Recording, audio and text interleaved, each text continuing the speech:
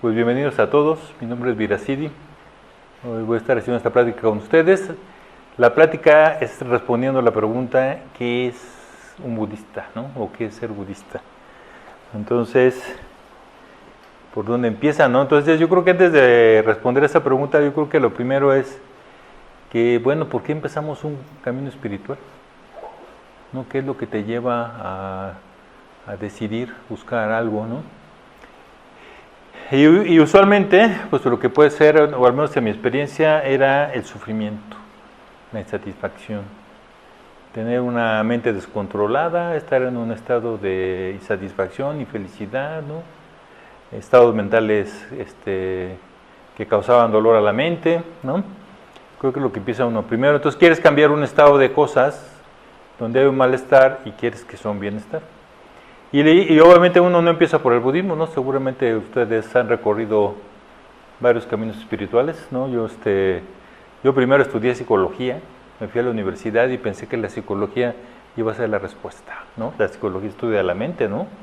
En la universidad seguro me van a enseñar cómo entender mi mente, cómo trabajar con ella y cómo transformar el sufrimiento.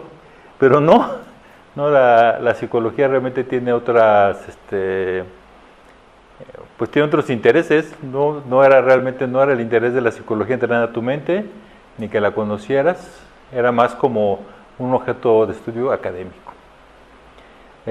También recuerdo haber buscado la respuesta en libros, ¿no? Libros de superación personal, de espiritualidad, ¿no? Que había por ahí leyendo, ¿no?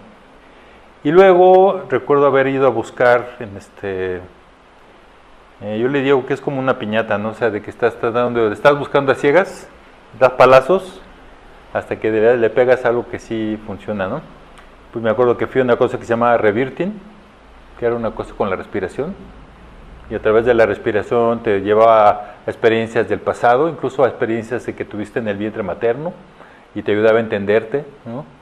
Fui a hacer Tai Chi, fui con un grupo cristiano, ¿no? O sea, siendo nosotros aquí en México mayormente católicos, pues también igual a lo mejor para muchos es obvio empezar a preguntarse con algo más cercano a nosotros. Fui a un grupo cristiano, pentecostés. Me gustó lo que hacían, pero eran muy dogmáticos. No me gustó que eran muy dogmáticos. No, y entonces anduve buscando hasta que me encontré con Upechamati, dando clases de meditación. En ese tiempo estaba dando clases de meditación en la Casa de la Cultura Reyes Heroles, allí en Coyoacán. Y los sábados y los domingos daba una clase de meditación. Entonces se anunciaba en el tiempo libre y yo fui a meditar porque pues decían que era buena la meditación, ¿no? Que la meditación te podía ayudar. Nunca había meditado, yo no sabía de budismo, no fui a buscar budismo. Yo la cosa es que andaba sufriendo y estaba buscando una manera de aliviar ese sufrimiento.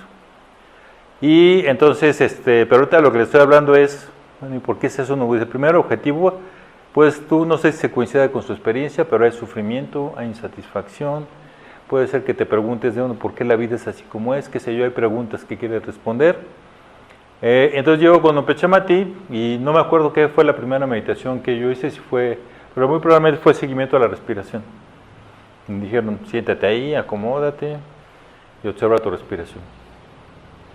Y entonces, en esa experiencia de meditación, con la meditación a veces puedes llegar a estados de concentración, de absorción. Entonces, en esa experiencia de meditación, yo tuve la suerte del principiante. Nunca había meditado, no sabía de meditación, me dijeron, siéntate, observa tu respiración. Hice lo que me dijo Upechamati y de repente me encontraba en una absorción meditativa. Entonces mi mente estaba lúcida, clara, tranquila, en un estado de gozo, de incluso felicidad. Entonces me sorprendió encontrarme a mi mente así y me dio mucha curiosidad e interés saber qué había pasado. No, yo no pensé que mi mente decía, o sea, mi mente, como les preguntaba, era azotada, ¿no? Con resentimiento, atorada en el pasado, ¿no? Con estados mentales como enojo, molestia, frustración, ¿no? Tiene una mente muy azotada y atormentada.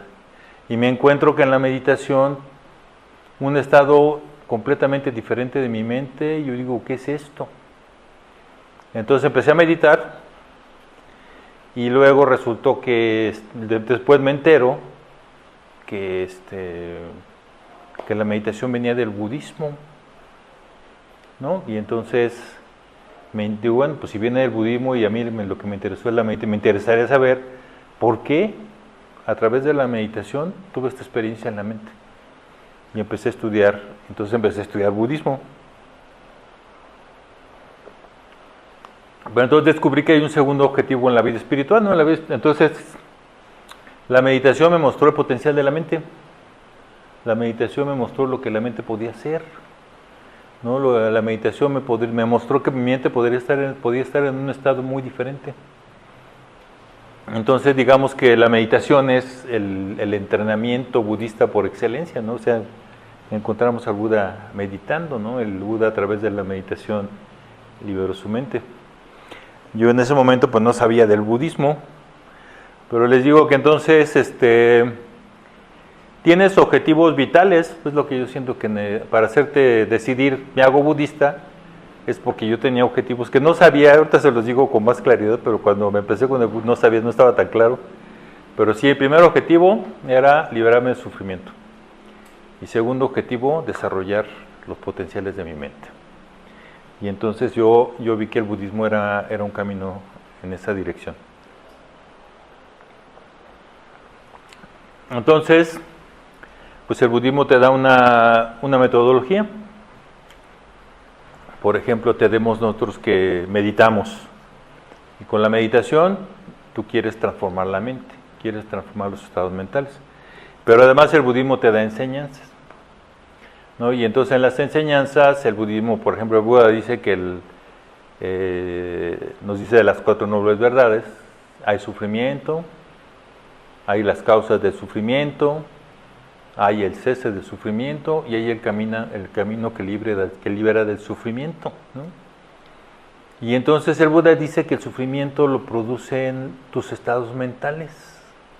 Es el odio, la avidez, el deseo descontrolado y la ignorancia lo que está causando el sufrimiento. No es mi papá, no es mi mamá, no es la política, no es el país, no es la economía, ¿no? No es la gente a mi alrededor, es mi mente, ¿no? Entonces te da ese tipo de idea, ¿no? Entonces, si son tus estados mentales los que te causan el sufrimiento, pues entonces te da una metodología para cambiar tus estados mentales, ¿no? Entonces, digamos, si el budismo dice, el odio es el problema, ¿no? Y entonces tenemos meditaciones como la Metta Bhavana, el cultivo del amor incondicional. Y el cultivo del amor incondicional lo que va a hacer es transformar el odio, ¿no? Lo va a transformar en amor. No dice que el problema es la ignorancia, y la ignorancia para el budismo significa no ver. Entonces la meditación y la atención consciente pues te van a ayudar a ver, a conocer, a saber. No sé a ustedes no sé cómo les fue con su experiencia de meditación, pero yo me acuerdo que después de mi primera meditación me empecé a dar cuenta con claridad lo que había en mi mente. No sabía claramente lo que había en mi mente. Y empecé a ver que había pedazos de películas, comerciales, conversaciones, pensamientos del pasado, pensamientos del futuro, impulsos, deseos, ¿no? Empecé a ver con claridad lo que había en la mente, ¿no? Y entonces obviamente que viendo con claridad lo que hay en la mente, te das cuenta cuando ahí en la mente hay odio, avidez, ignorancia, lo empiezas a reconocer claramente. Entonces, en estas enseñanzas que te da el budismo, te hablan de la ley del karma, ¿no? Y la ley del karma dice que son tus estados mentales intencionales los que te causan sufrimiento. Cuando actúas con una mente movida por estados mentales torpes, lo que sigue es sufrimiento. Si actúas, es decir, actúas de cuerpo, habla y mente con odio, avidez e ignorancia, sigue sufrimiento. Y si actúas movido por sabiduría, generosidad y ¿cuál falta? Sabiduría, compasión, ¿qué no? A ver. Amor, entonces lo que sigue es felicidad. Entonces básicamente te estás diciendo que si tú cambias tus acciones intencionales, puedes cambiar tu estado mental. Que el estado mental que tú estás experimentando, lo estás creando sin darte cuenta a través de tus acciones intencionales. Y entonces esa enseñanza, pues esa fue una enseñanza que me fue muy útil. No sé también si a ustedes les pasó, pero yo cuando empecé con la vida espiritual, yo quería que algo que fuera fácil, rápido y posible, y que además si se pudiera bonito, de barato, ¿no? Pero resulta que no hay atajos en la vida espiritual, no hay atajos, ¿no? Entonces digamos que al final pasa tiempo, ¿no? Pasan años para que la mente empiece a entrar en transformación, ¿no?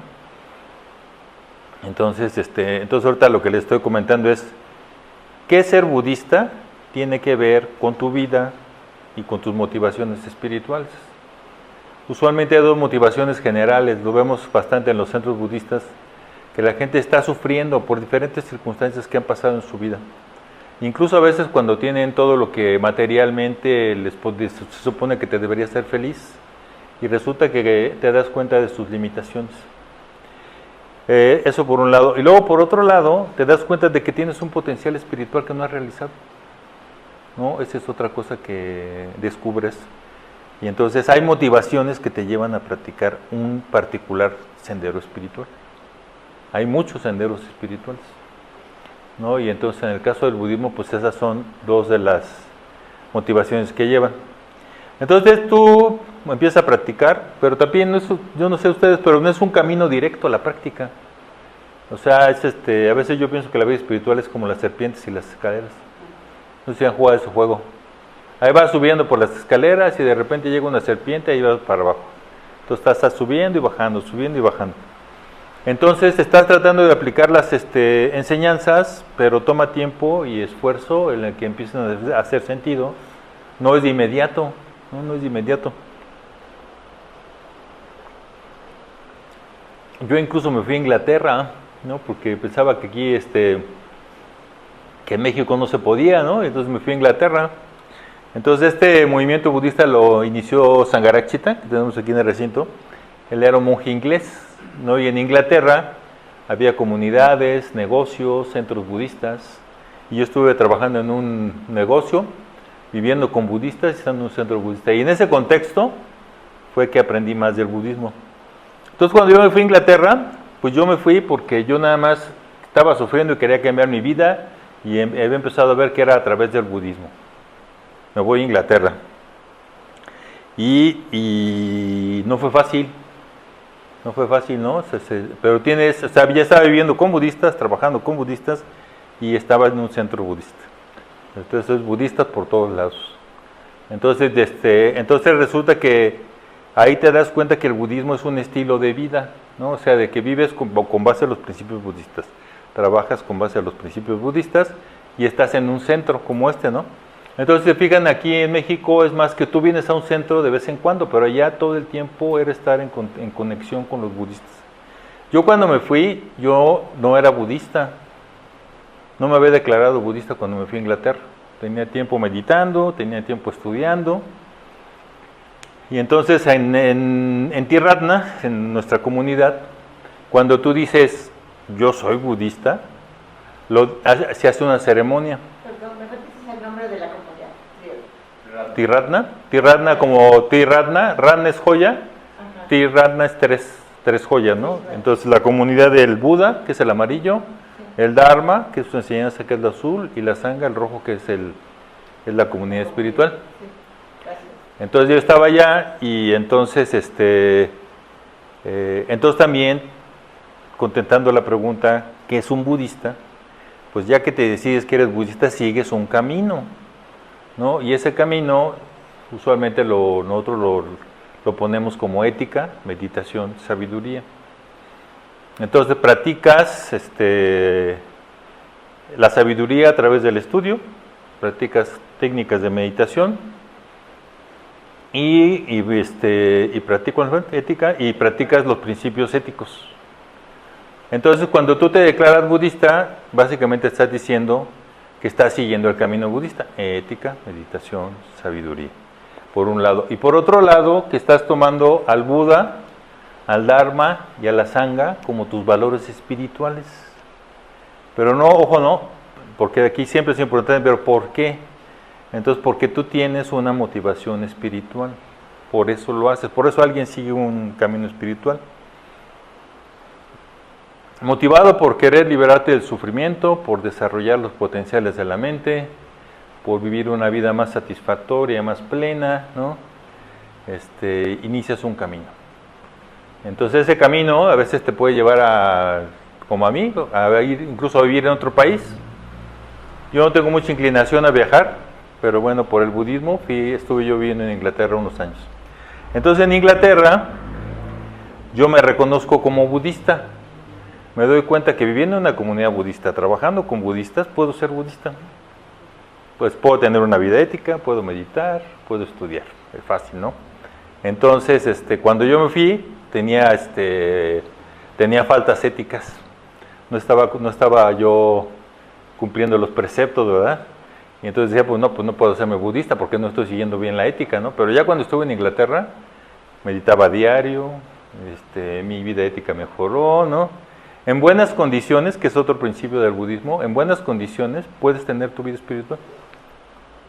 ¿Cuántos años estuviste por ahí? Estuve 6 años en Inglaterra.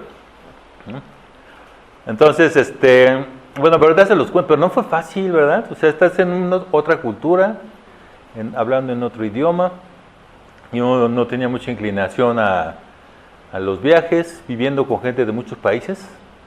Yo vivía en una comunidad donde la primera comunidad que viví, había gente de Alemania, de Suecia, de Venezuela, de España, de Inglaterra, ¿no? Y luego viví con gente de la India, con gente de Nueva Zelanda, ¿no? Y entonces a mí lo que me llamó la atención es que todas estas personas, hombres y mujeres jóvenes, en ese tiempo tenía yo como 28 años, venían de diferentes partes del mundo y estaban buscando algo. Y venían a vivir en comunidades, a trabajar en un negocio budista de todas partes del mundo. Y entonces yo me pregunté, ¿por qué? ¿Por qué? ¿Por qué están haciendo eso, no? Y yo nunca les pregunté si su motivación coincidía con la mía, pero ves que hay algo más profundo, porque temporalmente dejabas tu carrera, dejabas tu país, lo que te es familiar, y te ibas allá, a la aventura. Entonces allá me hago budista, o sea, me reconozco como budista y digo, ahora sí voy a practicar ética, voy a hacer un más esfuerzo con los preceptos éticos. Todos se lo saben los preceptos, ¿sí? Me los han oído, ¿no? Seguro, se lo repito. Entonces, acuérdense, entonces tú dices, bueno, ¿por qué quiero seguir los preceptos? Porque me doy cuenta que son mis acciones intencionales las que me están causando sufrimiento. No es el mundo externo, son mis estados mentales. Entonces obviamente que implica que tienes mayor conciencia de la ley del karma. El karma significa acción. Sé que cuando actúo movido por odio, avidez e ignorancia va a haber sufrimiento. Y sé que si actúo movido por sabiduría, compasión y... ¿cuál me falta? Y generosidad, va a haber felicidad. Y los preceptos son las acciones del cuerpo, habla y mente que te recomienda el Buda, que te van a traer mayor felicidad y menor sufrimiento. Entonces, por un lado, tú te abstienes de dañar a los seres vivos, de tomar lo que no te ha sido dado libremente, te abstienes de una conducta sexual torpe, te abstienes del habla falsa y te abstienes de consumir sustancias que obnubilen a la conciencia. Entonces, lo que básicamente, cuando te abstienes, no lo haces porque te das cuenta que el no abstenerte causa sufrimiento. Si se fijan, pongan los preceptos al revés. Entonces, el precepto es abstenerse de dañar. Pero ¿qué tal si tú dijeras, tomo el precepto de dañar a los seres vivos, mentir y engañar, tomar lo que no me ha sido dado libremente, expresar mi sexualidad como sea, todo se vale, ¿no? Y además consumir drogas, alcohol, etcétera, para nublar mi conciencia. Imagínate cómo vas a vivir. Entonces los preceptos te ponen límites claros para evitar conductas que te van a traer sufrimiento. Entonces yo dice, bueno, pues yo voy a quiero dejar de sufrir, ¿no? Y el Buda dice que es a través de seguir los preceptos que lo voy a hacer, pues bueno, pues sigo los preceptos. Y por otro lado, te abstienes de ciertas conductas que producen odio, avidez e ignorancia, y cultivas otras que van a producir amor, generosidad, sabiduría. Entonces los preceptos positivos son de cultivo, ¿no? Practico actos de amor y bondad, practico generosidad, habla veraz, tranquilidad, sencillez y contento, y practico también conciencia clara y lúcida. Entonces, por un lado me abstengo de ciertos actos de cuerpo, habla y mente, y por otro lado cultivo ciertos actos de cuerpo, habla y mente. Y lo haces porque tienes ciertos objetivos espirituales, ¿no? Quieres dejar de sufrir, quieres desarrollarte, ¿no? Ok, entonces, y yo me di cuenta desde el principio que la meditación ayuda a que la mente se calme, se concentre, esté en un estado de felicidad y gozo. No siempre, a veces te quedas dormido, a veces te da ansiedad, a veces no meditas, ¿no? A veces prefieres estar distraído, pero en general la meditación es una herramienta donde claramente se ve que transforma tu mente. Entonces estamos hablando de que practicas ética, meditación y sabiduría, ¿no? Sabiduría, pues estudia las ideas del Buda. Por ejemplo, la ley del karma es una idea del Buda. Las 4 nobles verdades es otra idea del Buda. Las 3 marcas de la existencia, que las cosas son impermanentes, insatisfactorias, insustanciales, es otra idea del Buda. Entonces estas enseñanzas, estos conceptos te ayudan a ver el mundo de manera diferente. Y fíjense que a veces no es pues es obvio, ¿no? Te dice el Buda, todo está cambiando. Tu cuerpo está cambiando, tu mente está cambiando. El cuerpo y la mente de la gente que te rodea está cambiando. El mundo está cambiando. Está ahí y no lo vemos. No lo vemos porque queremos que las cosas no cambien, que se mantengan, que estén fijas como nos gustan. Bueno, cuando las cosas nos gustan, ¿verdad? Porque cuando las cosas no nos gustan, sí queremos que cambien, ¿no? Pero la realidad es que te gusten o no te gustan, las cosas están cambiando. Y nosotros vemos el mundo al revés. Vemos lo que es impermanente como permanente. Luego también veo lo que es creo que algo en el mundo me va a dar una satisfacción completa, total, duradera. Y resulta que no, que sí hay cosas en el mundo que te traen felicidad, satisfacción, pero es temporal, transitoria, surge y cesa. Entonces, obviamente que las ideas, la ley del karma, las características de la existencia, las 4 nobles verdades, te ayudan a ver el mundo con mayor claridad. Si ves el mundo con mayor claridad, conectado con el objetivo de no sufrir, si sigues las enseñanzas del Buda, el resultado debería ser que no sufres, porque debes ver las cosas más claras desde una perspectiva de mayor sabiduría. Ahí nos llevamos bien. Entonces estamos contestando la pregunta, ¿qué es ser budista? Todo empieza con una motivación. Tú tienes una motivación espiritual. Debido a esa motivación espiritual, buscas un camino. Hay muchos caminos. Entonces uno de estos caminos es el budismo. No, ya que seguir el camino del budismo significa seguir una metodología. Ética, meditación, sabiduría. Y significa también tener 3 valores espirituales, ¿no? Al Buda, al Dharma, a la Sangha. Entonces el Buda representa tu potencial. O sea, porque resulta que el Buda lo que nos dice es que todos tenemos el potencial de iluminarnos. Si nosotros estamos dispuestos a hacer el esfuerzo, tú puedes lograr despertar la mente de Buda. Una mente con sabiduría, con compasión. Una mente que está libre del sufrimiento, una mente que está libre de la vejez, de la enfermedad y de la muerte. Eso dice. Entonces tú ves al Buda como un maestro, como un guía, como tu propio potencial, no como un ejemplo a seguir, sí, como un modelo de desarrollo espiritual. Nosotros, si se fijan, por ejemplo, si tú piensas en la ética es el comportamiento natural de un Buda. Así se porta naturalmente un Buda, no le cuesta trabajo. Para nosotros es una práctica. Entonces tomas al Buda como tu maestro, lo tomas como tu ejemplo espiritual, como ideal de desarrollo. No vemos al Buda como un Dios, no, aunque le ponemos velitas, tenemos un recinto. El recinto lo tenemos aquí como una muestra de respeto, de reverencia, de devoción. El respeto, la reverencia y la devoción son cualidades espirituales que te ayudan a crecer y desarrollarte. Entonces, eso es con el Buda. Después el Buda, pues el Buda nos da un camino, nos habla del Dharma, de su enseñanza. Entonces ya les mencioné varias, ¿no? Las 3 marcas de la existencia, ética, meditación, sabiduría, las 4 nobles verdades, ¿no? Entonces hay varias enseñanzas que tú puedes seguir. Entonces las enseñanzas, entonces el Buda te dice, este estado que yo alcancé, lo pueden alcanzar todos los seres humanos. Hay un camino claro para alcanzar las cualidades de la mente iluminada. Ese camino es, pues, seguir sus enseñanzas, ¿no? Entonces, solamente que el Buda dicen que su mente es compasión. Entonces, ¿cómo el Buda muestra su compasión? El Buda muestra su compasión porque quiere que los seres no sufran. Pero para que los seres no sufran, por eso les enseña el Dharma. Porque si tú sabes el Dharma, si tú sabes cómo funciona la realidad, cómo transformar tu mente, tú mismo puedes erradicar tu sufrimiento, siguiendo sus enseñanzas. Nos íbamos bien. Ok, luego, el Dharma, a la vez también que son sus enseñanzas, resulta que con el budismo, el Dharma te quiere llevar a ver la realidad. Resulta que nosotros no vemos la realidad,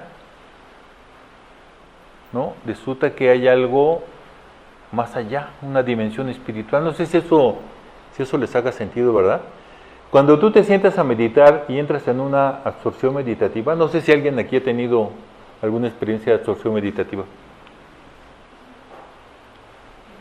¿No les es familiar? Bueno, pero existen los estados de absorción meditativa. Entonces, lo que tú ves es que el budismo se trata del crecimiento y el desarrollo de la conciencia. Nosotros estamos empezando en la conciencia ordinaria, que quiere decir la conciencia de los 5 sentidos más la mente. Esa es la conciencia ordinaria. La conciencia ordinaria tiene odio, avidez e ignorancia. Esa es la conciencia ordinaria, la conciencia de todos los días. Cuando tú te sientas a meditar, podrías tú conectar con la conciencia diánica. En la conciencia diánica, que es lo que llaman las absorciones meditativas, tu mente temporalmente en meditación está libre de estados mentales torpes y está concentrada y en estados de gozo y felicidad. Y esos estados pues tienen 8 niveles de profundidad. No sé si me va siguiendo. Y entonces a los estados de absorción meditativa a veces le llaman estados místicos, estados superiores de conciencia, les llaman también el trance, a veces la utilizan como trance, pero llevan a la mente a otro estado más allá de la conciencia ordinaria. Entonces tú podrías pensar que entonces el budismo lo que está tratando es que se va expandiendo la conciencia. Entonces digamos que las dhyanas te llevan al límite de lo mundano. Y más allá de las absorciones meditativas está la conciencia búdica. Entonces la conciencia búdica, que es otra manera de experimentar y de ser en el mundo. No sé si vamos bien, dígame si lo estoy mareando, ¿verdad? Y entonces en la conciencia búdica lo que está pasando es una transformación profunda de la conciencia. Entonces nos hablan que el primer nivel de la conciencia búdica es la entrada a la corriente. Y en la entrada a la corriente lo que quiere decir es que dejas de creer en el yo, se acaba la duda y la indecisión, y se acaba hacer las prácticas como fines en sí mismos. Entonces es tan fuerte el cambio que solo te quedan 7 vidas para iluminarte, ¿no? Entonces digamos que, porque estamos hablando del Dharma, ¿no? El Dharma son los métodos, las enseñanzas, las prácticas que el Buda le dio al mundo para hacer que la mente se libere del sufrimiento y crezca y se desarrolle hacia la iluminación.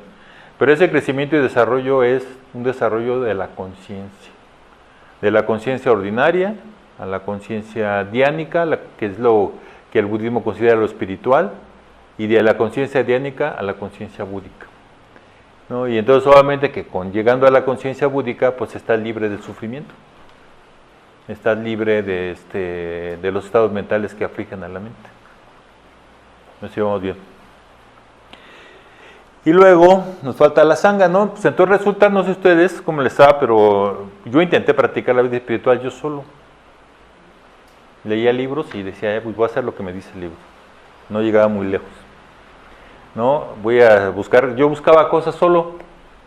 y nunca llegamos muy lejos, ¿no? Y entonces hace falta una comunidad espiritual que comparta los mismos aspiraciones que tú, y esa comunidad te va a apoyar en tu misma aspiración de liberarte del sufrimiento y desarrollar tu mente. Y no es que te eche porras, ¿verdad? Y tampoco no es que sea una comunidad perfecta, ¿verdad? Porque luego a veces las comunidades espirituales pues también no son el mejor ejemplo, pero te ayudan de todos modos. Entonces, por un lado, la comunidad son otros hombres y mujeres que, como tú, tienen aspiraciones espirituales, quieren crecer, quieren desarrollarse, quieren dejar de sufrir. Y están siguiendo una metodología parecida: ética, meditación, sabiduría, ¿no? Entonces, es lo que estamos haciendo. Y a la vez también la comunidad espiritual son los seres que han logrado liberarse, los que lograron la meta, ¿no? Entonces, el Buda, ¿no? Aquí tenemos imágenes arquetípicas. Entonces, así por ejemplo, tenemos la Sangha, la comunidad espiritual, y tenemos la Arya Sangha, o la Sangha de los nobles, que son aquellos que han logrado grados de desarrollo espiritual real, que han roto con lo mundano y se han movido a lo trascendental. Entonces también buscamos nosotros tener una conexión con la Arya Sangha, con los seres que han logrado desarrollo espiritual. No sé si vamos bien. ¿Considera ya Buda los desarrollos espirituales? O sea, ya hay grados de iluminación. Pues digamos, el Buda es el completamente iluminado, ¿no? Entonces dice uno, ¿qué es ser budista? ¿No? Y entonces resulta que budista viene de Buda. Entonces Buda es una palabra que significa despierto. Entonces digamos que un budista aspira a despertar, aspira a lograr el estado que tiene el Buda, un estado de sabiduría y compasión. Entonces el Buda se libera. Para nosotros creemos que el Buda se liberó, y cuando se liberó logró romper con el ciclo de los renacimientos, acabó con la vejez, la enfermedad y la muerte, logró desarrollar plenamente la sabiduría y la compasión, y lo comparte con el mundo, para que el mundo se libere también del sufrimiento y logre alcanzar el mismo estado que él. Pero hubo muchos otros, ¿no? Por allá tenemos a Padmasambhava, ¿no? Maestro del Tíbet, ¿no? El Padmasambhava es un ser histórico. Estas dos figuras son más figuras arquetípicas. Pero cuando digo figuras arquetípicas, podríamos pensar que no moran en un plano espiritual, y lo que tú haces con estas imágenes es traerlas a tu mente para tratar de, a través de la meditación, desarrollar las cualidades que ellos representan. Esta figura de acá es Avalokitesvara, el Bodhisattva de la compasión. Tú traes a tu mente Avalokitesvara, y a través de una comunicación con luces de colores, tú estás tratando de en ti hacer que emerjan las cualidades de la compasión de la mente iluminada. Entonces estamos con la Sangha. Sí, entonces digamos que, no sé, dígame si lo estoy haciendo bola, ¿verdad? Entonces resulta, otra vez resumiendo, uno empieza un camino espiritual que a lo mejor no sabías que estabas empezando un camino espiritual. En mi caso yo no sabía, yo nada más quería dejar de sufrir. Y me dijeron que era ya había probado con la psicología y vi que no. Entonces dije, no, pues tiene que ser lo espiritual, y empecé a buscarle por ahí. Me encontré con el budismo. Afortunadamente, ¿verdad? Porque quién sabe qué hubiera pasado si no me hubiera encontrado con el budismo. Entonces el budismo, a través del budismo, yo estaba buscando dos objetivos que puede que coincidan con ustedes: liberarme del sufrimiento de mi mente y desarrollar sus potenciales espirituales. Y para eso, pues tú empiezas a seguir una metodología. Por un lado, practicas ética, meditación, sabiduría, y tomas a las tres joyas, al Buda, al Dharma y a la Sangha, como los valores que te van a guiar en tu camino espiritual. Hasta ahí vamos, ¿no? Ya le expliqué cada uno de ellos, ¿no? Entonces, resulta que yo también les comenté que me fui a Inglaterra y estuve viviendo en una comunidad donde vivía con budistas, trabajaba con budistas y participaba en un centro budista. Iba a retiros, ¿no? Estudiaba y también cultivaba amistad con otros hombres. Ahí era más, estábamos divididos hombres y mujeres, entonces cultivaba más amistad con hombres, con otros hombres que tenían aspiraciones similares a las tuyas. Yo les dije, pues cuando te haces budista te haces mitra, ¿no? Dices, por eso tenemos, aquí hay mitras. Entonces cuando tú dices, yo soy budista, me reconozco como budista, quiero seguir este camino, entonces puedes pedir una ceremonia que se llama ceremonia de mitra. Y en la ceremonia de mitra, básicamente estás haciendo 3 declaraciones. Me considero budista. Este es el camino espiritual que quiero seguir. Si quiero seguir ese camino, el camino que estoy siguiendo es ética, meditación, sabiduría. Y lo quiero hacer en esta particular comunidad espiritual, que es la comunidad budista Tirrata. O sea, aquí hay varias, aquí mismo incluso tenemos hay unos vecinos que tenemos acá que practican el budismo tibetano. Si tú vas a la Roma hay muchos más grupos budistas. Entonces tú dices, quiero hacerme budista y entonces te haces mitra. Mitra significa amigo. ¿Cómo? Amigo. Como en la meta bhavana, mitra es el meta es Pali, que es el amor incondicional, y Maitri es el sánscrito, que es amor incondicional, y un derivado es mitra, que significa amigo. Entonces cuando te haces mitra, te haces amigo de la orden budista. Y entonces básicamente te haces amigo de otros budistas que como tú quieren el crecimiento y el desarrollo espiritual y librarse del sufrimiento. Sí, entonces, Es como una ordenación ya. Sí, entonces no es una ordenación, no es el primer paso, porque fíjense, todo lo que está contando esta historia es que tú tienes una motivación espiritual, quieres seguir un camino y dices, elijo este. Hay muchos caminos, ¿verdad? Entonces tú puedes decir, no, todavía no voy a elegir ese, quiero seguir varios caminos. Yo vi que, ya ven que dicho que dice que el que mucho aprieta, ¿cómo está la cosa? ¿Cómo está ese de...? El que mucho abarca, poco aprieta, ¿no? Y entonces que si sigues muchos caminos, pues igual a lo mejor está muy interesante, pero no logras muchos resultados, ¿no? Y entonces cuando tú ya dices, bueno, este es el camino que quiero seguir, nadie te está obligando, tú lo decides por ti mismo. Entonces el primer paso es que ya te reconociste como budista. Si te reconociste como budista, estás tomando al Buda y al Dharma y a la Sangha como los valores espirituales que te van a seguir. Y si vas a hacer eso, entonces estás tomando el camino que dice el Buda, que es ética, meditación, sabiduría. ¿Y por qué lo estoy haciendo? Porque quiero liberarme del sufrimiento, porque quiero desarrollar los potenciales de la mente. Quiero acercarme al estado de Buda, ¿no? Lo puedes uno poner así. Y luego pasa que después de mitra, entonces tú también puedes pensar que ser mitra es comprometerte más, porque ya elegiste un camino, ¿no? Entonces ya te estás comprometiendo con un camino en particular, con una comunidad en particular. Es un grado de compromiso, pero es que de eso tú lo eliges, no es algo que lo tengas que hacer. Y lo eliges por tus propias motivaciones espirituales. Ok, entonces luego tú preguntas, entonces yo les conté que yo estaba en Inglaterra, yo en Inglaterra me hice mitra, pues estando allá con puros budistas, estudiando budismo, meditando, pues podía tener una vida ética, podía practicar la vida espiritual sin problemas, ¿no? No que no fue difícil, pero podía hacerlo, ¿no?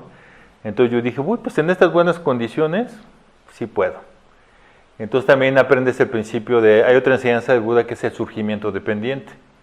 Y el Buda dice que cuando un fenómeno surge en dependencia a condiciones, cuando esas condiciones están presentes, el fenómeno surge. Cuando no están presentes, el fenómeno no surge. Entonces, yo en las condiciones de Inglaterra, con una comunidad de hombres, trabajando con budistas y estando en un centro budista, esas eran las condiciones que yo necesitaba. Entonces resultó que sí, ¿no? Ok, entonces yo estaba allá. Y entonces luego la pregunta es, bueno, ¿y para qué pedir ordenación? ¿No? Y entonces también a veces que aquí, y yo no sé si ustedes crean en la dimensión espiritual, que hay a veces uno se pregunta, yo en retrospectiva, y a ver si no soy controversial, pero en retrospectiva yo pensaba que yo había elegido ir a Inglaterra, que fue una decisión mía, soberana, personal, que yo dije, yo quiero ir a Inglaterra. Pero estando en Inglaterra me di cuenta que había otras fuerzas que me estaban llevando para allá. No sé como que si algo te lleva por un camino, ¿no? Y eso que te lleva por un camino son fuerzas más misteriosas. Entonces, porque ahorita Felipe me preguntó, bueno, ¿y la ordenación? ¿Es una ordenación? Entonces, ser mitra no es una ordenación. No es una ordenación. Ahorita vamos a ver la diferencia. Es un grado de compromiso, ¿no? Entonces, yo, estando en Inglaterra, fui a un retiro. Y entonces, en ese retiro, estaba un miembro de la orden que se llama Rana Prabha. Y Rana Prabha, el retiro era sobre la vida de Milarepa, un santo tibetano. Milarepa era un asceta, un renunciante que vivía en las montañas del Tíbet y se iluminó en 12 años. Pero empezó su vida espiritual como asesino múltiple. Mató a 30 personas de su familia usando magia negra. Después se arrepiente profundamente, busca el budismo, el sendero del budismo, y se libera en una sola vida. Bueno, entonces estaba hablando, yo tenía una conexión con Milarepa, porque ya ven que te haces budista y te regalan libros, te regalan rupas, te regalan figuras del Buda. Alguien me regaló un libro de la vida de Milarepa, yo lo leo y me encuentro llorando, leyendo la vida de Milarepa, me conmovió. Y luego un siglo budista, un sabio budista del siglo XI, tibetano, ¿qué tiene que ver con México, no? Pues yo me encontré muy sorprendido de que me hubiera conmovido a las lágrimas la vida de Milarepa. Pues estaba en este retiro y Rana Prabha estaba dando una plática, porque Milarepa enseñaba el Dharma cantando, ¿no? Y entonces la plática estaba un canto de Milarepa, en donde Milarepa le dice a su discípulo más cercano, Rechumpa, le dice, Rechumpa, hijo mío, ¿qué no quieres encontrar los tesoros de tu mente? Y yo dije, yo quiero eso. Yo quiero encontrar los tesoros de mi mente. Entonces, pues estaba yo ahí en Inglaterra y yo pensé, pues igual, ¿no será la ordenación el camino que me lleva a encontrar los tesoros de mi mente? Me preguntaba yo, ¿no? Pero yo, como soy dudoso, pues no estaba seguro. Y allí en la biblioteca de Pamaloca, que es el centro de retiro donde yo estaba, pues dije, bueno, pues si este es el camino que tengo que seguir yo, el de la ordenación, yo quiero una señal. No sé si eso era mis resabios católicos, pero que yo quería una señal. Y entonces, como Rana Prabha había sido el miembro de la orden que me había inspirado con su plática, yo dije, bueno, pues si Rana Prabha se sienta conmigo en la mesa donde yo voy a comer ahí, pues yo le voy a pedir ordenación. Y no crean que se sentó, para no hacerles el cuento largo. Entonces le dije que, así en mi inglés, porque en mi inglés nunca, no he terminado de ser muy bueno en mi inglés, pero le pude decir que me entendió que quería pedir ordenación. Y me dice, ¿quieres pedir ordenación? Le digo, sí. Ah, pues manda tu carta. Sí, entonces digamos que, entonces yo la ordenación, mi objetivo era descubrir los tesoros de mi mente. Y entonces yo dije, pues es la ordenación, ¿no? ¿Y por qué la ordenación? Porque la ordenación es un entrenamiento más profundo, más sistemático, ¿no? Entonces, por ejemplo, no sé si ustedes van a retiros, usualmente los retiros que hacemos para principiantes y mitras son de 3 días, un fin de semana. Los retiros de proceso de ordenación son de 10 días. Cuando tú te haces mitra, haces un compromiso de seguir los 5 preceptos. Cuando pides ordenación, haces un compromiso de seguir 10 preceptos, ¿no? Entonces luego, cuando pides ordenación, haces un compromiso de entender las enseñanzas de Sangarachita. Él es nuestro maestro, es el fundador de la orden. Sí, entonces el nivel de compromiso es más profundo, ¿no? Haces también el compromiso de desarrollar amistad con otros miembros de la orden, con miembros de la orden. Entonces, y es un proceso que puede llevar años, ¿no? Entonces, en ese proceso, pues es un proceso de transformación. Pero lo que les digo que no quiero que no pierdan de vista es que tú tienes tus objetivos espirituales, ¿no? En el caso mío era el descubrir los tesoros de mi mente. Y luego resultó que descubrí otras cosas que ahorita les voy a platicar de esas fuerzas misteriosas, ¿no? Entonces, yo pido ordenación y empiezan a pasar unas cosas. Tenía una relación aquí en México, había dejado una novia aquí en México, terminó la relación. Y creo que es cuando tú tomas una decisión, empiezan a pasar cosas para apoyarte en esa decisión que tú tomaste. No quiero decir que le pasa a todo el mundo, ¿verdad? Pero a mí fue lo que me pasó. Entonces yo, el mejor lugar para que yo siguiera mi vida espiritual era Inglaterra, no México. Entonces yo solo iba a Inglaterra por un año, terminé quedándome allá 6 años, ¿no? Entonces pido ordenación y entonces esta relación que tenía en México termina. Y me quedé sufriendo y todo, me quedé en Inglaterra. Y luego estando en Inglaterra, entonces resulta que tú te das cuenta que hay motivaciones más profundas. O sea, yo le digo, ¿qué fue lo que me llevó a Inglaterra? ¿Fue una decisión mía? ¿No? Entonces yo me preguntaba, ¿no? Porque luego yo decía, pues parece que hubo otras cosas aquí interviniendo, como que si me llevaran de alguna manera a un lugar, ¿no?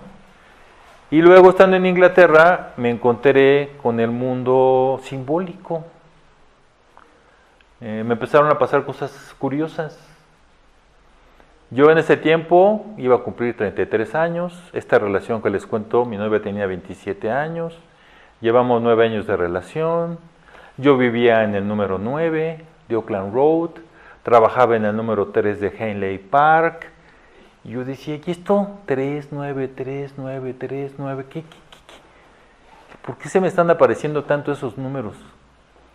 Pues luego resultó que yo estando en Pamaloca, tienen una biblioteca muy grande, no solo de budismo, tenían un libro de simbolismo. Y entonces ahí me encontré que el número 3 es el número del fuego. Y el fuego es el elemento de la transformación. Pero el fuego transforma destruyendo para crear algo nuevo, ¿no? Y luego me encontré que el 9 estaba conectado con el ermitaño. No sé si conocen el ermitaño en el tarot. Entonces el ermitaño está como vestido como en un hábito no de monje, pero con una capucha negra, tiene una lámpara, está así, ¿no? Y luego me entero en alguna plática oyendo a Jodorowsky que el ermitaño es el hombre que busca conocimiento dentro de sí mismo, pero camina para atrás. El ermitaño camina hacia el misterio. No sabe a dónde va, pero está buscando conocimiento en sí mismo. Yo dije, o sea, entonces el 3 y el 9 me están tratando de comunicar algo, ¿no? Y eso era lo que estaba ocurriendo ahí. Y entonces entro en ese mundo simbólico y resulta que yo viví con un amigo americano que se llamaba Jason. Y no sé si han oído ese nombre de alguna historia. Jason y los argonautas. Jasón, ¿no? Jason y los argonautas. Entonces resulta que hay un mito en donde Jason se va con sus compañeros argonautas. Se llaman los argonautas porque se suben en un barco que se llamaba el Argos. Y ellos van a buscar el vellocino dorado. El vellocino dorado que lo está cuidando un dragón, ¿no? Y entonces ellos tienen esta aventura, logran recuperar el vellocino dorado que tenía poderes mágicos. Y yo vivía con este amigo que se llamaba Jason. Y entonces yo le pregunto a Jason, oye Jason, ¿tú por qué te llamas Jason? I don't know, ¿no? Pues, así le pusieron, no sé, como ustedes, si te dicen, bueno, ¿y tú por qué te llamas como te llamas? Seguro que si le preguntas a tu mamá tuvo alguna razón para ponerte el nombre, pero Jason no sabía por qué le pusieron Jason, pero resulta que su nombre era el nombre de un héroe mítico de la mitología griega. Y Jason tenía un tatuaje del fénix en su corazón. Y yo, oye, Jason, ¿por qué te tatuaste ese qué es eso que tienes en eso del fénix? ¿Y por qué te tatuaste un fénix en tu corazón? I don't know, me gustó, ¿no? Entonces, bueno, no sé si ustedes sepan que el fénix también es otro símbolo de la mitología griega, que es un ave que se destruye en el fuego y renace y resurge más fuerte, más poderoso. Y se lo puso en el corazón. Y no sé si ustedes sepan, el budismo no cree que la mente está en el cerebro. ¿Dónde creen que el budismo cree que está la mente? En el corazón. Y Jason se puso un símbolo de transformación, de renacimiento espiritual en el corazón. Pero él no lo veía, yo lo estaba viendo, ¿no? Entonces así me empezaron a pasar estas cosas. Entonces en una de esas, pues termino esta relación, yo ya me iba a regresar a México, no me regresé, yo iba solo a Inglaterra por un año, pero como terminó mi relación, me quedé ahí otros 5 años. Y como me había encontrado con el 3 y el 9, le dije a Keturraya, que era el director de Windhorst, que me quería quedar 3 años. Y entonces él me dijo, no, quédate 1 año. Dice, no, Keturraya, 3 años. Entonces me quedé 3 años. Y entonces resultó que, ya que decidió quedarme, una persona que estaba ahí en la comunidad se fue y me quedé con su cuarto. Y él dejó en su cuarto 2 cosas que digo, ¿no te los vas a llevar? Dice, no, pues aquí estaban, los voy a dejar. Y dejó ahí una Mogasidi, que es el Buda del valor, de la confianza, de la temeridad. Un Buda Mogasidi. Estaba pintado de verde, por cierto. Y un libro que se llama El héroe de las 1000 caras, que es un libro que escribió Joseph Campbell. ¿El héroe de qué? De las 1000 caras. Ok, entonces ahorita regreso a eso, no, ahorita les digo, porque ahora estamos explorando, bueno, la pregunta es, ¿por qué uno es budista? Y entonces resulta que hay varias cosas que están en diferentes niveles, ¿no? Y entonces para mí, entonces yo en este último nivel que les cuento, porque ahorita me preguntó Felipe sobre la ordenación, estaba conectando con el nivel mítico y simbólico. Por lo que pasó, o sea, por eso de que sí me pasó la señal, yo dije, caray, ¿y eso por qué pasa? ¿Cuáles son las posibilidades? No, resulta que estaba contando esta historia en la Roma, alguien sacó ChatGPT y le preguntó a ChatGPT, a ver ChatGPT, ¿cuáles son las posibilidades de que en un retiro con 60 personas te encuentres a una persona específica en una comida? Y ChatGPT le dijo 1%. O sea, son bajas, ¿no? Son bajas posibilidades de que te encuentres a alguien, ¿no? Entonces dice, ok, entonces pareciera que hay algo más ahí, ¿no? Pasando. Entonces ya me encuentro este libro y entonces leo el libro y el libro se trata de la historia del héroe. Entonces mi nombre, Vira significa héroe o heroico. Y entonces tu preceptor privado te pone un nombre de acuerdo con tus cualidades espirituales. Y creo que mi preceptor vio que yo tenía una atracción por el mito heroico. Pero básicamente Joseph Campbell, que no es budista, es un académico de la mitología. En ese libro describe que nosotros, como en la humanidad, seguimos patrones míticos. Y uno de esos patrones míticos es el mito del héroe. Y entonces leyendo yo digo que entonces el mito consiste en que está la llamada a la aventura, el viaje, la iniciación y el regreso. Es una secuencia. Hay unas secuencias que lo describen más largo, pero básicamente eso. Y entonces el mito del héroe tú te lo encuentras en las películas. No sé si a los aquí presentes vieron el Star Wars, la Guerra de las Galaxias. No, entonces, ¿qué le pasó a Luke Skywalker? Luke Skywalker, él creía que era un campesino, trabajaba en el campo, hasta que viene por él Obi-Wan Kenobi, y resulta que Luke Skywalker era el hijo de un caballero Jedi, no era un campesino. Y se lo lleva para entrenarlo. A lo largo de todas las sagas vamos viendo cómo Luke Skywalker se va convirtiendo en un caballero Jedi, ¿no? Y él como caballero Jedi está en contra de las fuerzas del imperio, de Darth Vader, ¿no? Entonces él tiene la llamada a la aventura con Obi-Wan Kenobi, empieza un viaje que es de transformación, que lo va a transformar en un caballero Jedi. Entonces el caballero Jedi puede decir que él tiene un viaje en el que va a desarrollar sus potenciales espirituales.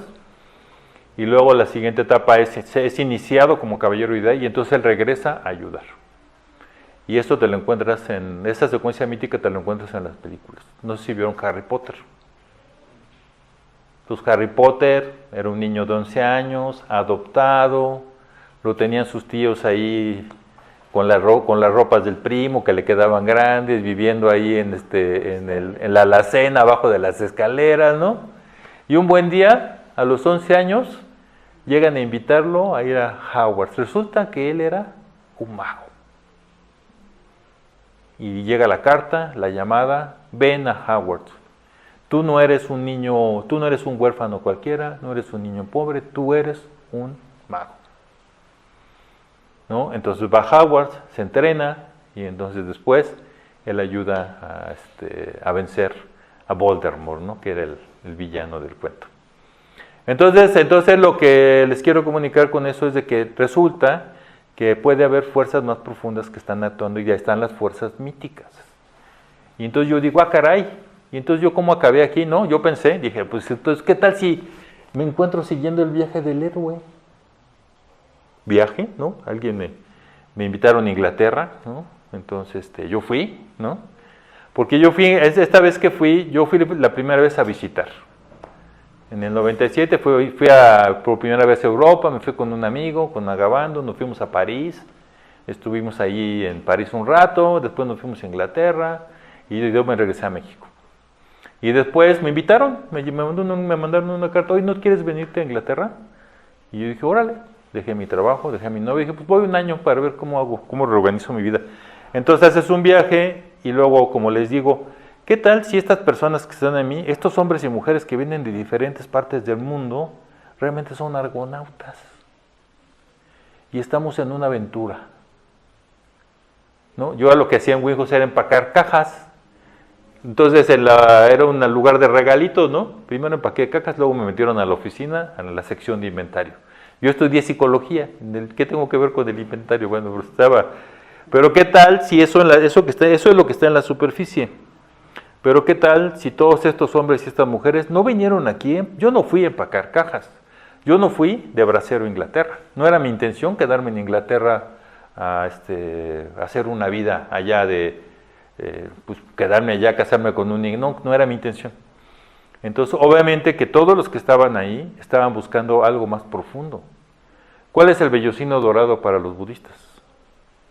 La iluminación, el despertar, la budeidad, ¿no? Y entonces, ¿qué tal si en la superficie, pues parece que estamos trabajando en una bodega, pero en las profundidades estamos zarpando en el Argos, en busca del vellocino dorado, ¿no? Entonces, pues bueno, después yo me di cuenta que cuando mandé mi carta de ordenación la mandé el 3 de enero del 99. Entonces yo digo, ¡ay! ¿No? Y al final, cuando me invitan a ordenarme, me invitan a ordenarme en el año 2003. Y me ordené con 3 mexicanos, de los cuales nada más quedo yo, porque los otros ya renunciaron, ¿no? Y entonces lo que les quiero decir es que entonces resulta que puede haber que hay ciertas motivaciones más profundas que te llevan a emprender un camino espiritual que no tiene que ver contigo. Hay algunas que sí, es muy claro que tú decidiste, es muy claro que tú quisiste emprender un camino. Lo más obvio era que sí, estaba sufriendo, quería dejar de sufrir, me di cuenta del potencial de mi mente, quería desarrollarlo, pero también, ¿qué tal si resulta que estabas emprendiendo un camino mítico y no te habías dado cuenta? ¿No? Entonces al final el entrenamiento para la ordenación, pues yo pedí ordenación en el 99, 3 de enero del 99, y me ordené en el 2003. O sea, tomó como 4 años. Y entonces culmina este entrenamiento en un retiro de ordenación de 4 meses en las montañas de la Costa Blanca, en España, enfrente del Mediterráneo. Entonces ahí en las montañas de la Costa Blanca en España hay un lugar de la orden que se llama Huyaloca, y es como un monasterio. Y entonces en ese monasterio, pues ahí terminamos nuestro entrenamiento y nos ordenamos. Y bueno, y entonces también les cuento eso porque bueno, ya me estaba yo en este retiro de ordenación, y entonces también ahí viene la siguiente motivación, ¿no? Porque entonces tú dices, esto que estoy haciendo no lo hago solo por mí. Yo recibí algo que a mí me fue útil, yo recibí algo que a mí me ayudó.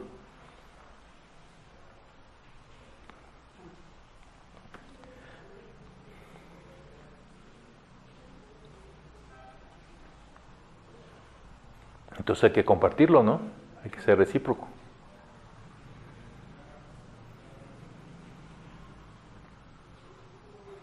Entonces parte de lo que hacemos en Huyaloca, ahí es donde te dan tu nombre, ¿no? Entonces pues yo llego a mi ordenación privada y me ponen Virasidi.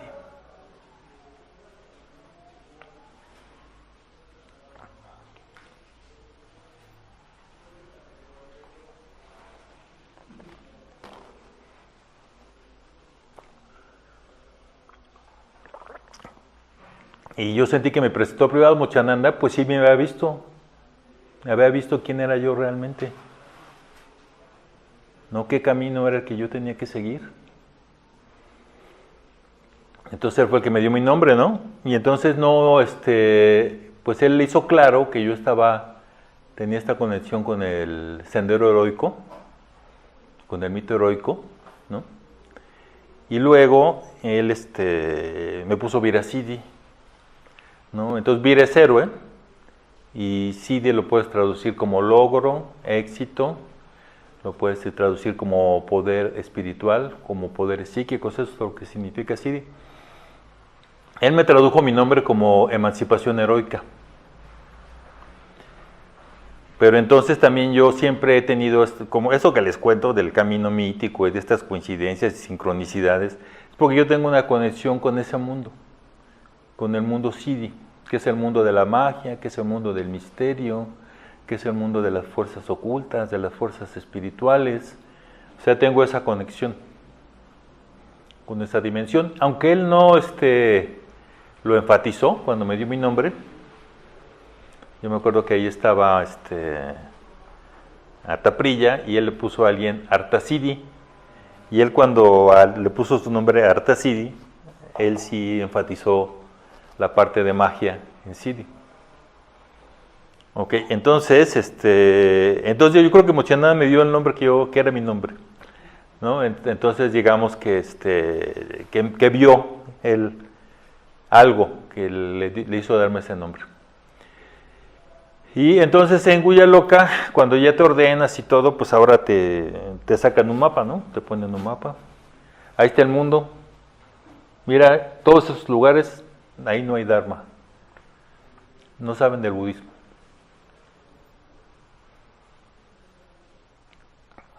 Escojan uno.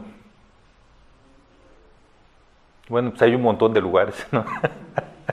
Pero yo digo, ¿yo qué voy a hacer a otros lugares, no? Si en México, aquí en México estaba Opechamati solo, empezando un centro budista que empezaba a tener más y más gente, ¿no? O sea, a lo mejor ustedes no han visto los grupos del centro budista, pero a veces hay grupos de 60, 70 personas, ¿no? Entonces resulta que allá estaba Opechamati, ya estaba hasta acá, le estaba llegando el agua. Yo dije, no, pues yo qué voy a hacer a otro país, yo voy a regresar a México. Voy a regresar a ayudar a Opechamati. Y entonces también está esta otra parte donde la vida espiritual, el por qué eres budista, no lo haces solo por tu propio beneficio. No lo haces solo para tu crecimiento y tu desarrollo espiritual, sino hay una dimensión de servicio, ¿no? Hay una dimensión de compartir, hay una dimensión de llevar al mundo las enseñanzas del Buda para que otros puedan beneficiarse, para que otros aprendan de esas enseñanzas y les ayude también a liberarse del sufrimiento y a desarrollar sus potenciales espirituales. Entonces es mi respuesta a qué es ser budista.